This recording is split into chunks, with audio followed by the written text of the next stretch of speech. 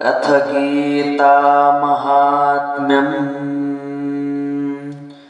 गीताशास्त्रमिदं पुण्यम् यः पठेत् प्रयतः पुमान् विष्णोः पदमवाप्नोति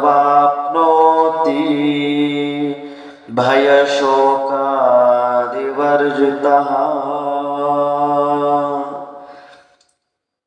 अत्यंत पुण्यशाली असणारे श्रीमद भगवद गीता रूपी शास्त्र जो कोणी शुद्ध चित्ताने व भक्तिभावाने वाचतो तो भगवान श्री हरी विष्णूंचे परमधाम प्राप्त करतो आणि भय शोक दुःख या सर्व बाधांपासून तो मुक्त होतो।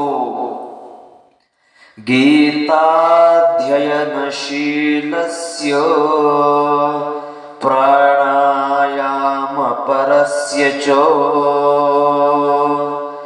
नैव सन्ति हि पापानि पूर्वजन्मकृतानि च। जो मनुष्य अत्यंत निष्ठेने प्रामाणिकपणे व पूर्ण गांभीर्याने भगवद्गीतेचा अभ्यास करतो, श्री भगवंतांच्या कृपेने त्याच्या पूर्वजन्मातील दुष्कर्मांचा व पापांचा त्यावर काहीही परिणाम होत नाही। मलनिर्मोचनं पुंसां जलस्नानं दिने दिने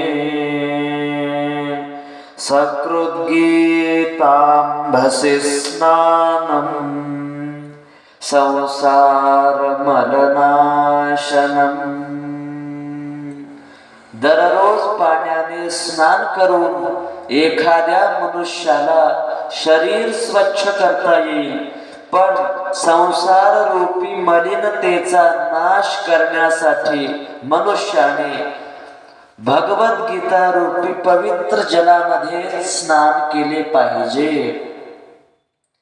गीता सुगीता कर्तव्या किमन्यैः शास्त्रविस्तरैः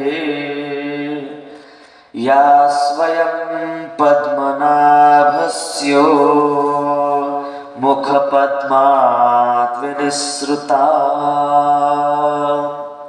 अत्यंत मंगलकारक असणाऱ्या भगवद्गीतेचा अभ्यास प्रत्येकाने कर्तव्यपूर्वक लक्ष देऊन नियमितपणे केला पाहिजे।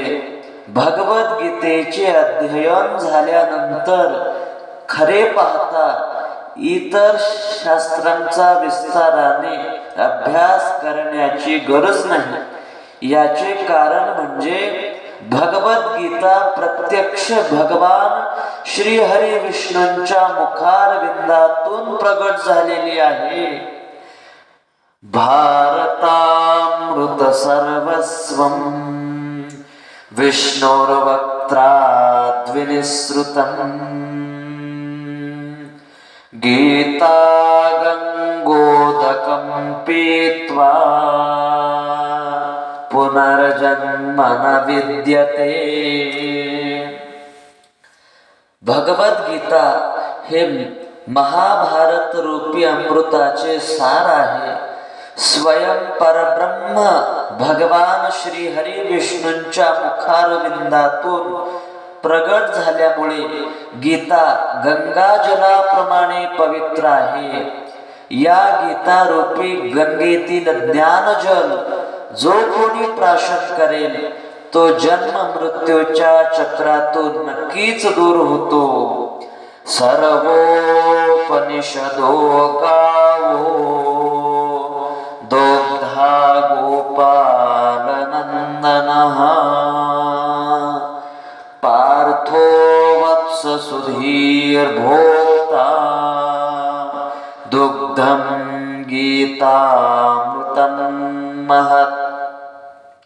सर्व उपनिषदे ही गायीप्रमाणे आहे। स्वतः भगवान गोपाल कृष्ण या गायीचे अमृतमय ज्ञानरूपी दूध काढणारे आहे. अर्जुन, हे त्या गायीचे वासरू आहे, ज्याच्या निमित्ताने हे ज्ञानरूपी दूध काढले जात आहे. सिद्ध, ज्ञानी, भक्त हे त्या परमामृत रूपी दुधाला प्राशन करणारे आहे. एकं शास्त्रं देवकी पुत्र गीतम् एको देवो देवकी पुत्र एव एको मंत्रस्तस्य नामानि यानि कर्माप्येकं तस्य देवस्य सेवा.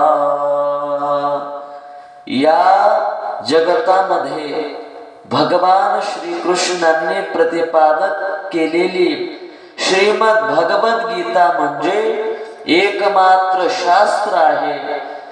देवकी पुत्र भगवान श्रीकृष्ण एकमात्र देव आहेत.